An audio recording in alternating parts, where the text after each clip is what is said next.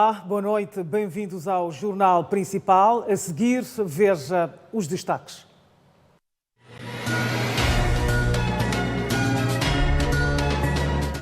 Quatro jovens estão detidos acusados de roubar material de construção avaliado em mais de 1 milhão de meticais na Matola. O Governo responde amanhã no Parlamento às perguntas das 3 bancadas parlamentares. Expropriação de terras de camponeses e nativos no país preocupa organizações da sociedade civil.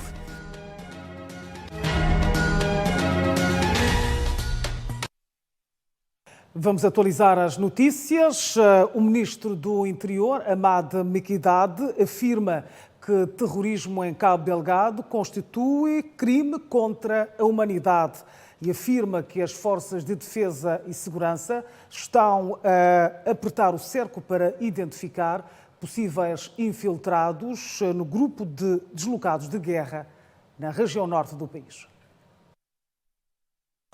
É uma situação lamentável. Estamos a assistir nossos concidadãos, velhos, mulheres, crianças, a saírem do seu habitat à procura de maior segurança e maior conforto. É um crime contra a humanidade a retirar alguém forçosamente daquilo que é o seu habitat, daquilo que é o seu dia a dia, daquilo que é o que lhe liga ao local para um ou outro, tudo por causa de ações bárbaras, terroristas, que dilaceram este tecido social. As Forças de Defesa e Segurança, sob o comando do comandante-chefe, Filipe Jacinto Nunes, tudo fazem, tudo estão a fazer, tudo farão para garantir a proteção desses concidadãos. Bom, dependendo da estratégia dos terroristas, ou a finalidade que os terroristas pretendem obter. Atualmente, eles, não nos esqueçamos, Cabo Delgado, se olharmos aquilo que é a composição geográfica, é uma zona muito acidentada e cheia de florestas. Significa que para fazer guerrilha, como é que eles estão a fazer, é fácil, de facto, estenderem-se a vários pontos daquela província. Há risco que isso possa acontecer. Pelas consultas que nós fizemos, também havia sempre esse risco, mas, felizmente, as comunidades deslocadas foram organizadas de tal sorte que é possível elas auto-identificarem-se, sabem que aquele é meu vizinho, aquele não era. Então, isso, em princípio, facilita grandemente a identificação das pessoas que supostamente podem aparecer lá como se fossem deslocadas, quando efetivamente podem estar ao serviço de terroristas. E de certeza já tomou as medidas necessárias, porque se não as tivesse tomado, eles já teriam avançado para muitos pontos da província e do país. O analista Carlton Cadeado diz ser a favor da estratégia ofensiva de combate das Forças de Defesa e Segurança na luta contra o terrorismo em Cabo Delgado. Ao contrário da bandeira de paz levantada recentemente pelo Presidente da República à Junta Militar da Renamo, para a insurgência em Cabo Delgado, o chefe de Estado endureceu o discurso, dizendo que vai reforçar a segurança e recursos para o combate ao terrorismo. Em relação a este discurso, o académico e analista de política doméstica internacional, Carlton Cadeado, diz estar a favor da estratégia ofensiva de combate das Forças de Defesa e Segurança na luta contra o terrorismo em Cabo Delgado. Neste momento, o chefe de Estado não faz um discurso de tréguas em Cabo Delgado. Pelo contrário, ele faz um discurso que me diz de bater duro, não é? Como quem diz que nós temos que perseguir insistentemente, e eu sou a favor dessa estratégia. Estamos a falar de uma estratégia ofensiva, que é para obrigar os terroristas a terem mais tempo a fugir do que o tempo de relaxamento para pensar e estrategizar todas as ações contra o nosso Estado. Carlton Cadeado diz ainda que os terroristas é que devem temer as forças governamentais e não o contrário. Eles é que têm que ter mais medo do Estado do que o Estado a ter medo destes companheiros. E isso é que o Estado, o Presidente disse, que ele vai reforçar o comando com mais recursos. Agora, o que isso significa, não sei dizer. Posso especular que ele está a dizer que vou-vos dar mais capacidade logística para poder perseguir permanentemente os terroristas, os insurgentes. Refira-se que o Presidente da República, Filipe Nyusi, efetuou esta semana uma visita de trabalho à província de Cabo Delgado, onde manteve encontros com as forças de defesa e segurança e ouviu as preocupações das comunidades locais. O Governo vai amanhã ao Parlamento para responder às questões levantadas pelas bancadas parlamentares no rol das inquietações dos deputados. Está a instabilidade na região centro e norte do país. O Governo vai esta quarta-feira ao Parlamento para prestar informações acerca da situação política e social do país.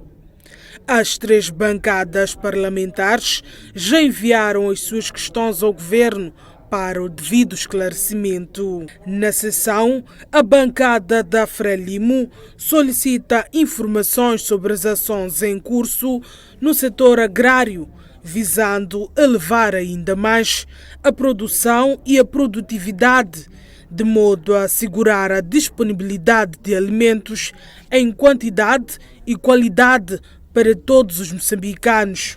Por sua vez, a Renamo pretende saber de forma detalhada das estratégias internas e político-diplomáticas levadas a cabo para resgatar a ordem e tranquilidade públicas, os contornos do pedido de apoio à União Europeia e da contratação de empresas de segurança e mercenários, o respeito pelos direitos humanos e a responsabilização dos violadores dos mesmos. Por último, o Movimento Democrático de Moçambique pretende saber do governo o que é que tem falhado para a conservação da paz, o que está sendo feito para a normalização da situação na zona centro do país e qual é o ponto de situação na província de Cabo Delgado. Refira-se que as questões acima arroladas deverão ser respondidas nos próximos 2 dias pelo Governo na Magna Casa do Povo.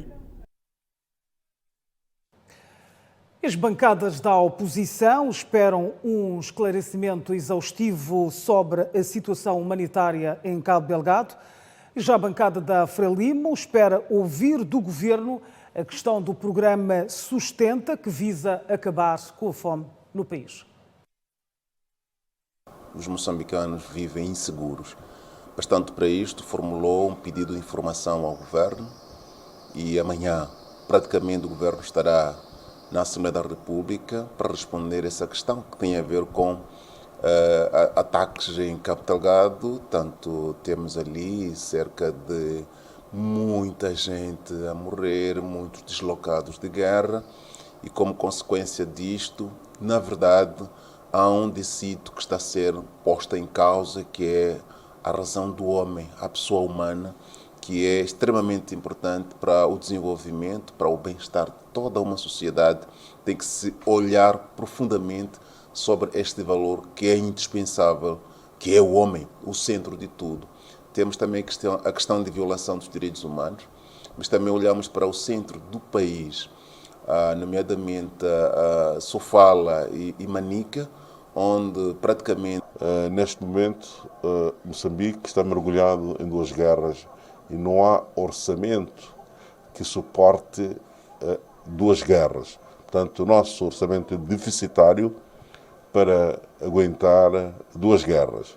Razão pela qual pedimos informações ao Governo sobre os passos a serem tomados para normalizar a situação destes conflitos, compreendendo que há um conflito que tem que ver com o terrorismo, uma agressão externa, e nos últimos tempos tem havido relatos de uma situação humanitária grave, com a chegada à cidade de Pemba de milhares de pessoas em situação de debilidade e de necessidade. É daí que é urgente e compreensível que o Governo explique o que está a ser feito para normalizar esta situação, para acudir a estas famílias que perdem a vida, que passam necessidades, que vivem em situações deploráveis na cidade de Pemba e um pouco pelos distritos da província de Cabo Delgado, na província de Nampula e Niassa. Nós vimos nos meses anteriores, semanas passadas, foram entregues vários insumos agrícolas, dentre eles tratores, alfaias agrícolas. Nós queremos compreender qual é o impacto, qual é a expectativa que o governo tem no sentido de melhorar cada vez mais a nossa economia do país, se é sabido que a agricultura é a base de desenvolvimento e de acordo com o Pacto Africano, o nosso país passou a alocar a partir deste ano 10% do seu orçamento para o setor da agricultura. Esta é a nossa expectativa em relação à informação que nós pedimos ao governo. A polícia na Matola deteve 4 jovens acusados de roubo de material de construção, avaliado em mais de 1 milhão de meticais. Este delinquente na imagem assume que roubou material de construção de uma residência no bairro de Chumene, no município da Matola. O ladrão, confesso, pernoitava na casa que estava em obras. Ali é um sítio que entravam muitas pessoas. Então, como não tinha controle, havia já muito vandalismo. Então eu entrei ali para pelo menos entrar, já ter um pouquinho de controle, porque ali já estavam entrando muitas pessoas de qualquer maneira. Quer dizer, tu queres controlar algo que não é teu, então tu também eras um vandalizador. Mais ou menos isso. O acusado de 24 anos de idade diz que tudo fazia parte do plano arquitetado pelo grupo, constituído por 4 pessoas. Todos combinamos para ir para lá. Combinamos todos. Como todos combinaram? Todos sabiam que existia uma máquina lá ou só você? Todos sabíamos que a máquina existia. Entretanto, os demais membros da suposta quadrilha distanciam-se do crime e afirmam terem sido chamados somente para ajudar a transportar as máquinas de construção. Ele viu sentado onde ele ia pedir chuva para levar a máquina e pediu a mim também para ajudar a levar a máquina. Para onde? Para a sucata. Fui detido através dessa máquina aqui, porque ajudei esse jovem aqui a carregar a máquina. Quanto ele te daria por carregar a máquina? Não falou do valor, ele não disse do valor. Só se que passei, se nós empresa na sucata, o valor que há de sair, ele irá dividir também conosco. Só que quando chegamos lá, ele não nos deu nenhum valor. Estou aqui por simplesmente ter ajudado o jovem a carregar a máquina até a sucataria. Quanto ele te daria por carregar a máquina? Na verdade ele não me deu nada, mas prometeu dar a metade do valor. Mas o que ele disse quando pediu ajuda? Ele disse que era o proprietário da máquina, a mãe não queria a máquina no quintal porque já estava a fazer sujidade. Não tinha nenhum benefício no quintal. Então ele podia pesar a máquina. Era para se livrar da máquina. Foi o que ele disse. A porta-voz da PRM na Matola diz que a corporação desdobra-se para capturar outros 2 foragidos, também envolvidos no crime. 2 indivíduos estão a monte e neste momento diligências prosseguem com vista à neutralização destes indivíduos que estão a monte. O respectivo auto já foi lavrado com vista a encaminhamento a outras instâncias de realização de justiça. Avaliadas em mais de 1 milhão de meticais, as máquinas industriais roubadas foram vendidas por apenas 2.000 meticais. A usurpação de terras por parte de empresas e figuras ligadas ao poder preocupa a sociedade civil. Nos últimos tempos, populações de várias regiões do país têm reclamado de usurpação de terras por parte de grandes empresas e figuras ligadas ao poder. Só nos últimos 2 meses, a TV Sucesso reportou várias situações de expropriação de terras. Exemplo disso são as da comunidade de Chikuco, Mulelemane, Mukombo, no distrito de Magude, província de Maputo, que acusam a empresa Tongat Hulet, proprietária da fábrica açucareira de Chinavane, de ter supostamente usurpado as suas terras de cultivo. Mais de 30.000 hectares, em conivência com autoridades distritais e do governo da província de Maputo.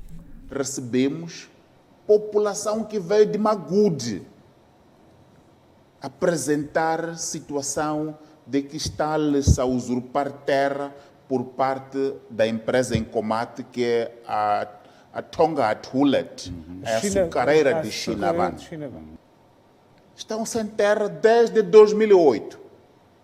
A Tongat está a produzir, está a engordar a sua receita, mas a população está ali. E dizem que o administrador lá, não se preocupa aqui e tal, fica ali. Neste momento a população não tem terra desde 2008. E a Procuradoria fica ali de namorisco com a empresa e o administrador, bom, parece que ali fica muito mais próximo, bebe a mesma água com a empresa. Outro caso reportado pela TV Sucesso foi a usurpação de terras no distrito de Marraquene. A população reclama o facto de autoridades locais destruírem suas casas. Recebemos o primeiro caso de Marraquene, onde em pleno estado de emergência o administrador de Marraquene mandou bulldozers destruir casas de população. Isto é crime. Isto é crime. A PGR, ao não ter atuado contra o administrador de Marraquene, que mandou bulldozers contra casas de população sem onde ir, em clara violação da lei, a PGR foi cúmplice aqui. Outro caso reportado foi na cidade da Machixe, província de Inhambane, onde a comunidade de Manhala luta para reaver as suas machambas, supostamente usurpadas por um agente econômico. Aparecem outras pessoas, dizem que são avós, levam o meu espaço e entregam outras pessoas. Dizem que as declarações que você tem, que o Maluce fez, o secretário, é falso. Então, dali leva o espaço e entrega outras pessoas. Dizem que para apanhar o lugar, aumenta mais de 20 mil meticais cada talhão. Estes são alguns exemplos de expropriação de terras que acontece um pouco por todo o país e que deve merecer atenção do governo, defende a sociedade civil. Governar significa proteger comunidades. E a PGR fica a dizer, não, que resolvam entre vocês. Então, em Moçambique não se está a proteger as comunidades, está-se a permitir que os poderosos usurpem a terra das comunidades e o assunto de Magude tem que ser resolvido. A Lei 19/97, de 1 de outubro, a Lei de Terras, refere no seu artigo 13 que o processo de titulação do direito de uso e aproveitamento da terra inclui o parecer das autoridades administrativas locais, precedido de consultas às comunidades para efeitos de confirmação de que a área está livre e não tem ocupantes, o que não tem acontecido, segundo denúncias das populações. O advogado Rodrigo Rocha diz que o crime organizado capturou o Estado, pois os criminosos sentem-se à vontade para cometerem crimes perto das instalações da polícia.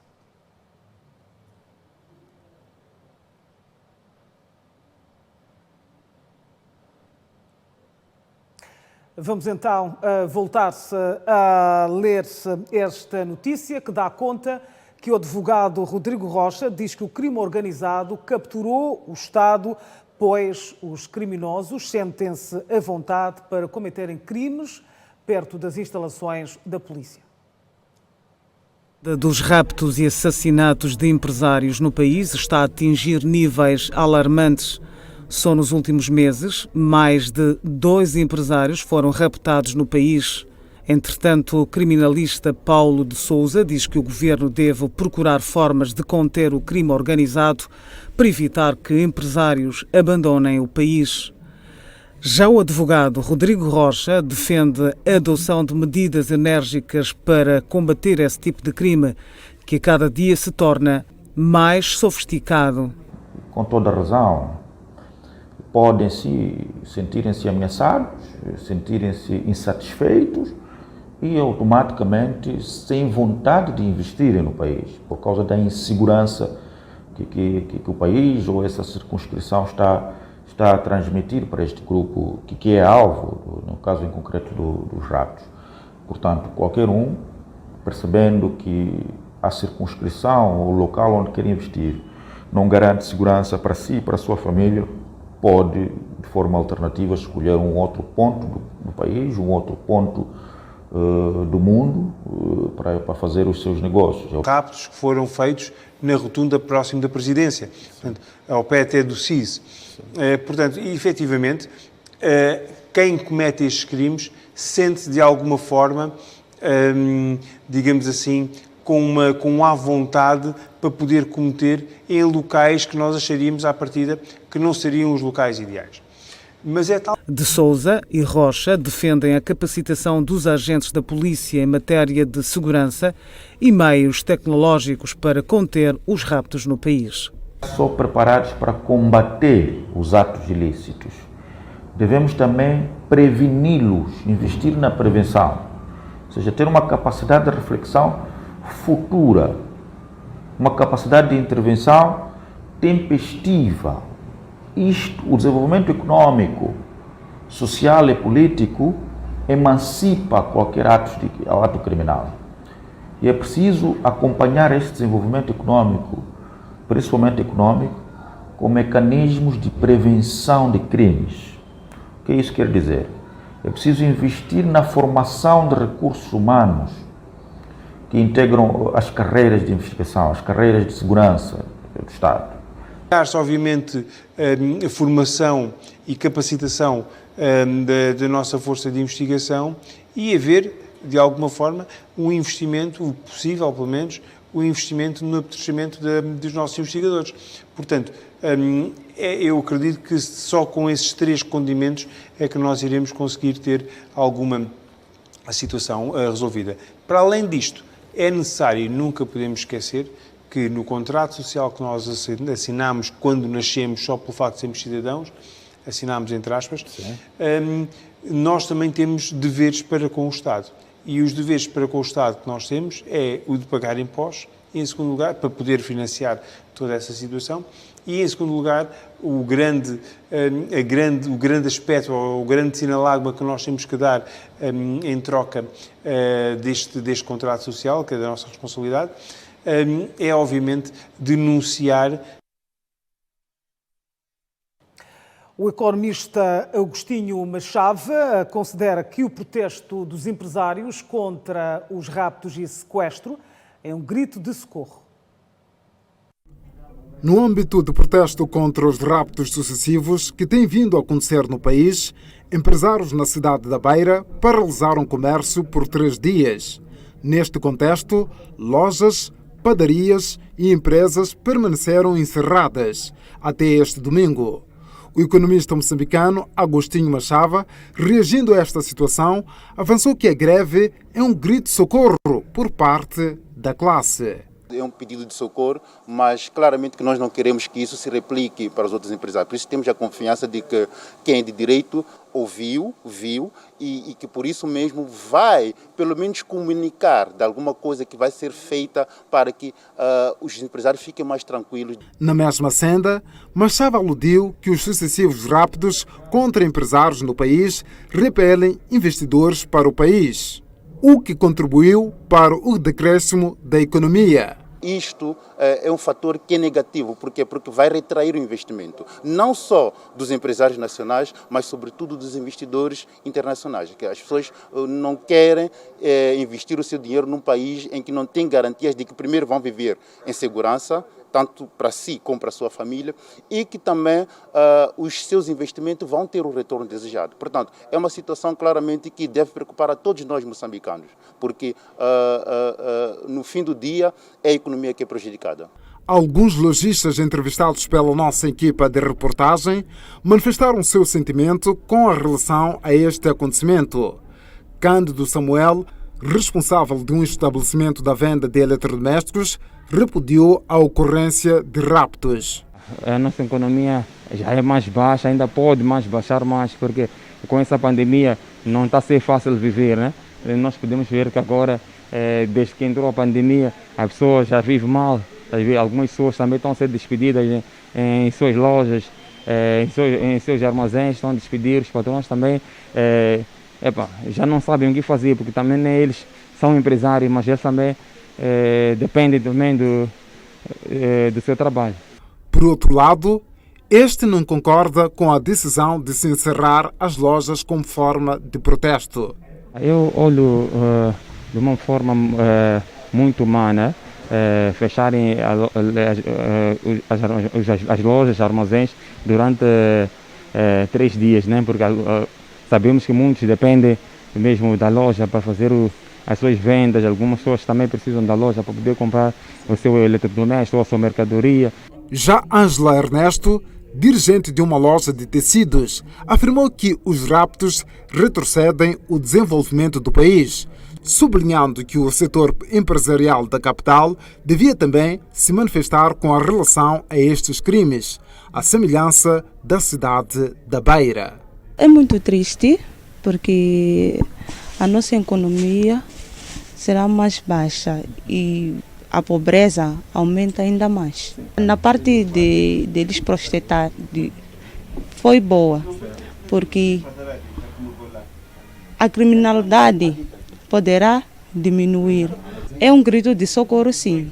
Eu também digo que nós também faríamos o mesmo. Sim. Por seu turno, Ali Kamal, responsável de uma loja de venda de material escolar, mostrou-se contra a manifestação dos raptos. Sim. Acha que eles fizeram uma coisa correta? Só pioraram, porque os ladrões já vão saber quem são eles, então. Vão saber quais são os empresários. De referir que os mandantes dos casos de sequestros no país poucas vezes são encontradas. Transportadores semi-coletivos de passageiros na Beira paralisaram desde segunda-feira as suas atividades em protesto à redução da lotação. Desde as primeiras horas da manhã, as terminais estão repletas de gente em busca de transporte para se deslocarem a vários pontos desta parcela do país. Tudo porque os transportadores semi-coletivos não aceitam carregar 3 passageiros por banco em cada viagem. Motivos que é suficiente para paralisarem as suas atividades. Junto a esta peça de reportagem, um dos transportadores da praça. Qual é o motivo? A motivação é que é a seguinte: nós estamos a sofrer com a atuação da Polícia Municipal. Nós, de verdade, acreditamos que temos que carregar 3-3. Agora, nós estamos a carregar 3-3 quando a partida tem TPP, que é transporte público, que é do Estado, está a carregar acima da lotação. E quem controla esses machimbombos é o Conselho Municipal. E a Polícia Municipal não vai fiscalizar os TPPs, só fiscaliza nós que somos de chapa. Essa é a nossa inquietação. E porque os transportadores semi-coletivos boicotaram as suas atividades, exigindo que o município deixe que eles carreguem 4 por banco, só os transportes públicos da Beira é que são a alternativa nesta altura, mas também não cumpre com as regras de higiene, segurança, bem como de prevenção à Covid-19. Esta disparidade leva os transportadores a sentirem-se injustiçados. Estamos de volta ao jornal principal. Há cerca de 2 anos que mais de 80 mil pessoas da cidade de Inhambane enfrentam a crise de água canalizada devido a baixo caudal do rio Guia, a única fonte de captação do precioso líquido. Para sermos mais concretos, desde o ano passado que a cidade de Inhambane debate-se com a crise no fornecimento de água canalizada. Um problema que é do domínio do FIPAG, Fundo de Investimento e Patrimônio para o Abastecimento de Água, a única empresa pública provedora do precioso líquido. Nós temos a consciência que com esses problemas climatéricos em Inhambane, fundamentalmente, está a nos apresentar com deficiências da fonte de captação de água. E como uma medida ad hoc visando minimizar o impacto da crise de água derivada do baixo caudal do rio Kiua, a única fonte de captação de precioso líquido, o FIPAG diz ter em perspectiva a abertura de 5 furos ainda este ano. Nós pensamos que com esses 5 furos vamos aumentar a capacidade de distribuição e a capacidade de produção de água para Inhambane, mas é claro que não vai ser suficiente. Temos o projeto de melhoramento do sistema de TOFO, em que nós vamos construir lá uma estação de tratamento de água compacta para melhorar a qualidade de água, porque a água do TOFO tem muito teor de ferro. E por aí vamos melhorar muito a qualidade de água. Nós pensamos que os 5 furos que nós vamos construir para Inhambane não vão ser suficientes, e nós estamos a trabalhar agora no sentido de, junto aos nossos parceiros de cooperação internacional, para ver se conseguimos encontrar linhas de financiamento. Não é apenas para a cidade de Inhambane, onde o FIPAG corre contra o tempo no abastecimento de água canalizada aos munícipes. A empresa pública procura fundos para reabilitar a estação de tratamento de Baxix, que está com capacidade limitada devido à demanda a cada vez mais crescente. Reabilitando a estação de tratamento, nós aumentamos a capacidade da própria estação de tratamento, que neste momento precisa, porque água temos no rio Nhanombe, mas o que nós precisamos é ter capacidade de produção, portanto termos mais equipamentos que possam captar essa água e ter a capacidade de tratar essa água um volume suficiente para poder satisfazer a demanda de Machixe. Para terminar, meu senhor diretor, qual é o investimento que seria necessário para reabilitar ETA de Machixe?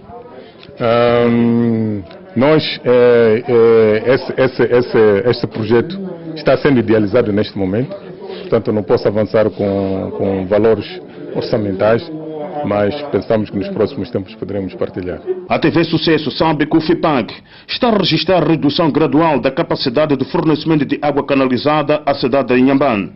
Até a última atualização, a empresa estava com uma distribuição de 8.000 metros cúbicos contra os anteriores 12.000 metros cúbicos.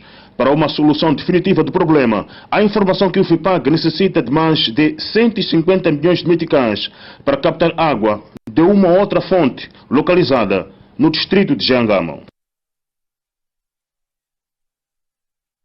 Mais de 1.000 famílias beneficiam de água potável no posto administrativo de Catápua, distrito de Chiure, na província de Cabo Delgado.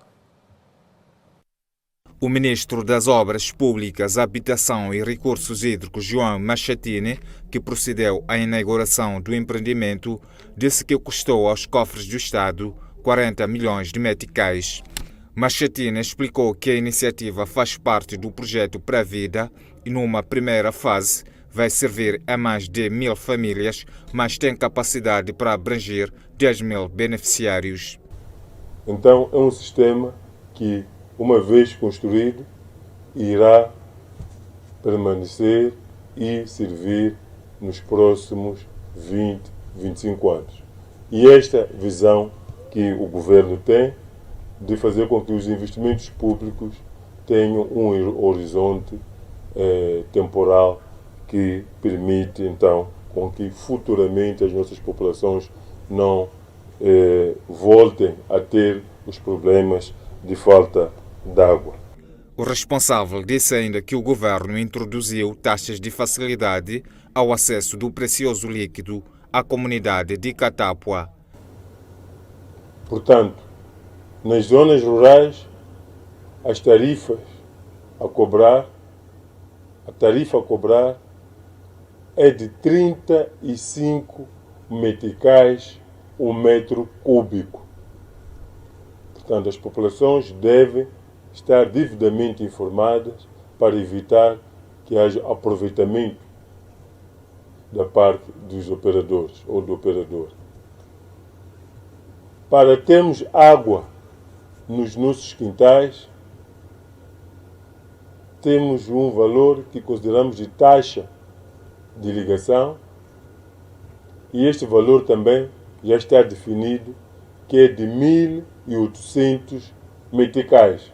Já os beneficiários do empreendimento dizem que o sistema vai minorar o sofrimento a que estavam sujeitos. Antigamente nós retiramos água baixo no subsolo, que não era água preparada. Há um disposto chamado Amurani, o Sanjani, o Moanona, onde que foi instalado este sistema. Agora aqui vamos estar nos nossos quintais, os nossos filhos não vão sofrer, alunos, todo o povo moçambicano depois da distrito de Catapua, estamos contentes. Vai mudar muito, porque a população daqui estava a sofrer, e sofrer mesmo. Então, eu acho que vai mudar muito. O projeto Pravida do Ministério das Obras Públicas, Habitação e Recursos Hídricos abrangiu até o momento mais de 10.000 pessoas de um universo de 3.800.000 beneficiários das zonas rurais.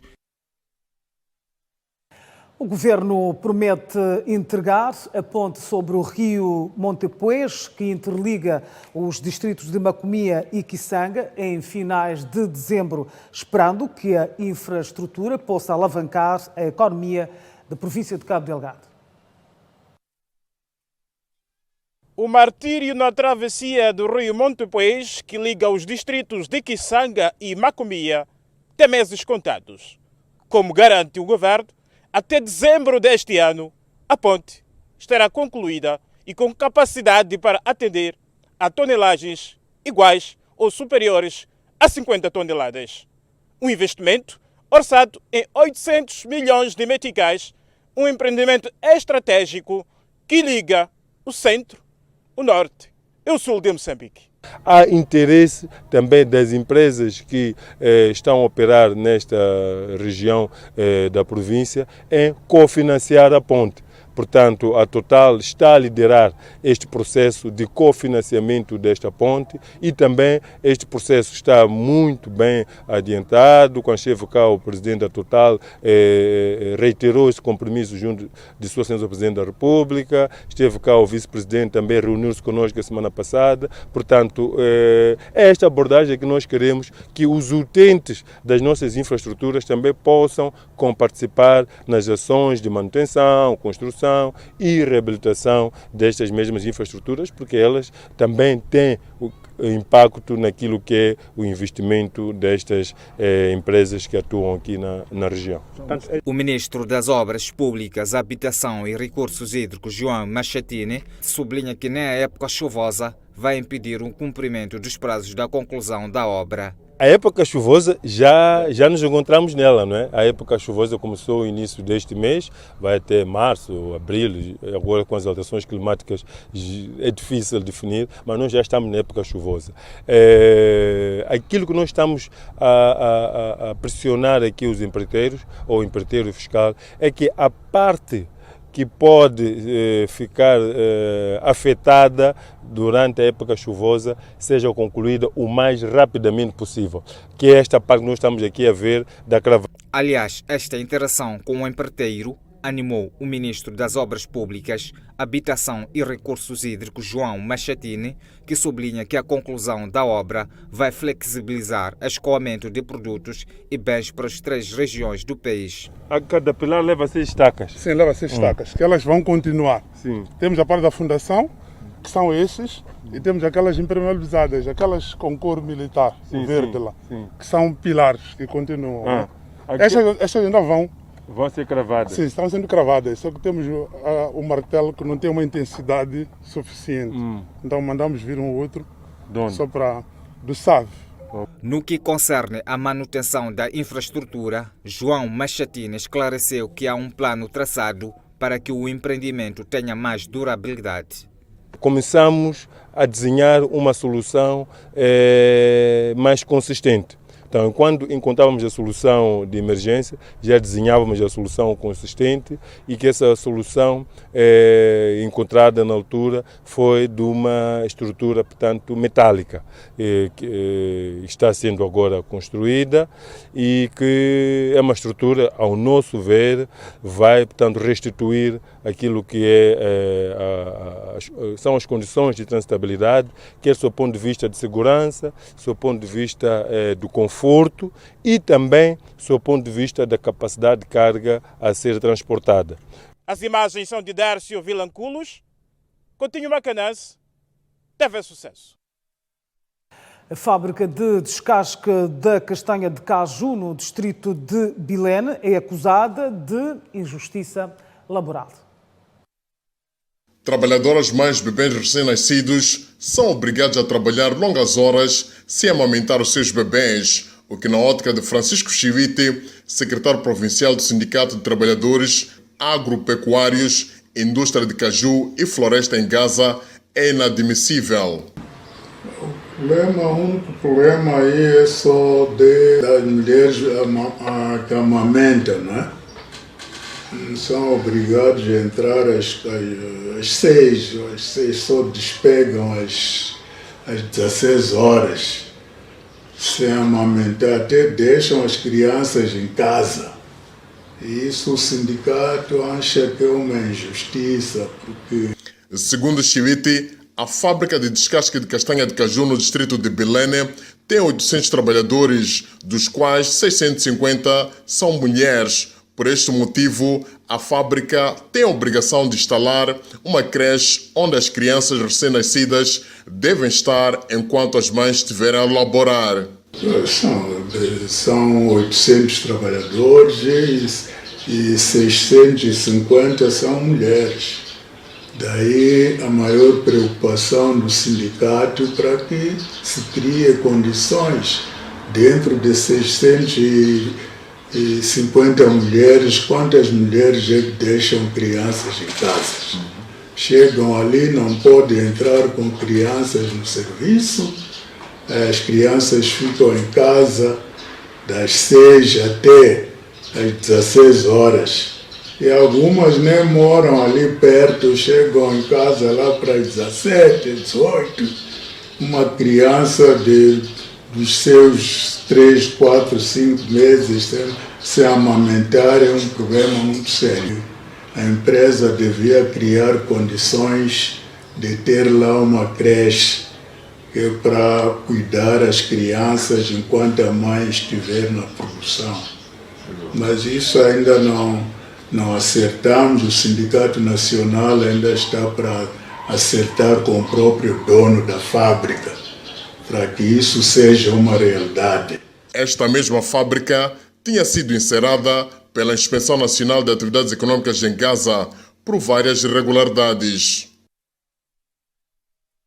Um pangolim de aproximadamente 7 quilos surgiu na vila de Nova Mambone, no distrito de Govuro, província de Inhambane. O aparecimento do animal, segundo os ancestrais, pode ser o pronúncio de muita chuva na região. Anualmente, o distrito de Govuro, norte de Inhambane, tem sido assolado por seca severa, fato que tem estado a comprometer a produção agrícola, uma das bases de sobrevivência das famílias. Este ano não fugiu à regra. Em Govuro não chove desde dezembro último. Há dias, a população foi brindada com o aparecimento de um pangolim, um mamífero que, segundo os ancestrais, pode ser o prenúncio de muita chuva nos próximos meses.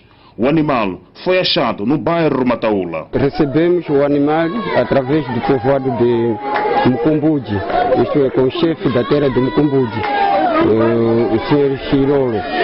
Então, nós recebemos, tivemos aquela tradição da terra, passamos com o animal durante todo o dia, até à noite, estivemos lá com algumas pessoas da comunidade, amanhecemos juntos, até essa manhã. As estruturas administrativas do bairro Mataula fizeram circular o pangolim em outras unidades residenciais. Um ritual que se espera seja realizado em todos os bairros da vila de Nova Mambone. O aparecimento do animal está a ser agraciado pela população que antevê melhores dias.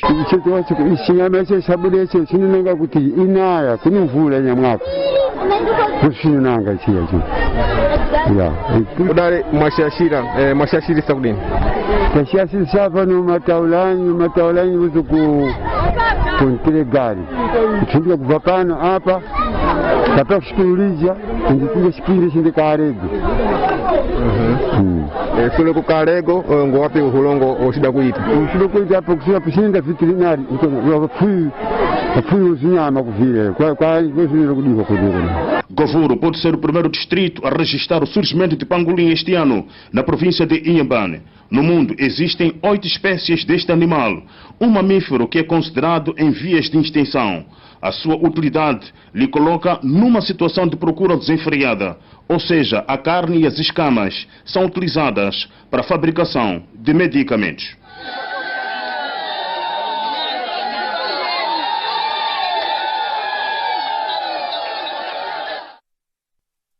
No desporto, o selecionador nacional promete assistência técnica ao jogador dominguês para garantir que esteja em forma no jogo contra o Camarões. Pela primeira vez na história da Seleção Nacional de Futebol, Domingues chega aos Mambas sem clube, com o fim do contrato com Bidvest Wits Futebol Clube da África do Sul. Um facto que é minimizado pelo selecionador nacional Luís Gonçalves. Domingues dizer o seguinte, não sei se os senhores repararam, esta convocatória está a ser feita com 15 dias de antecedência em relação ao início do estágio. Não é normal de todo. Eu optei por fazê-lo até por uma questão de facilitar os nossos trabalhos e os trabalhos da Federação na preparação destes jogos, porque nós estamos numa situação especial. Estamos em plena pandemia. Portanto, significa que se a convocatória fosse apresentada daqui a uma semana, provavelmente Domingues já teria clube. Eu assim o espero. Em relação ao seu acompanhamento, o acompanhamento é aquele que é possível. Se ele foi chamado, e volto a utilizar uma expressão que utilizei há pouco, é por uma opção técnica. É porque eu entendo que, neste momento, apesar das circunstâncias, o Domingues tem que estar neste grupo. Sobre a presença de Reginaldo nos Mambas, o técnico diz que não tem garantia da integração do jogador na seleção. O atleta que milita no Futebol Clube Kaysar, no Cazaquistão, foi proibido pelo clube de juntar-se aos Mambas durante a preparação em Portugal. Garantia nenhuma. A garantia, vamos ver, oxalá que estes 23, como eu disse já anteriormente, estejam todos disponíveis para a seleção e que se apresentem para este estágio, para nós enfrentarmos este adversário. Mas não temos garantia nenhuma.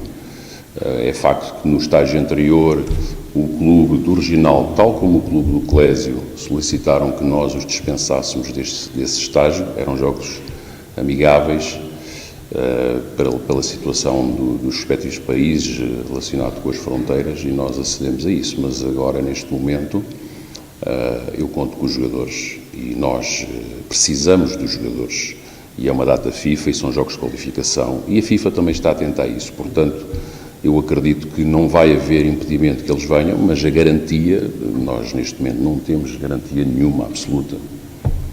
Para esta viagem a Douala, a Federação Moçambicana de Futebol preparou um voo charter para transportar os atletas ida e volta.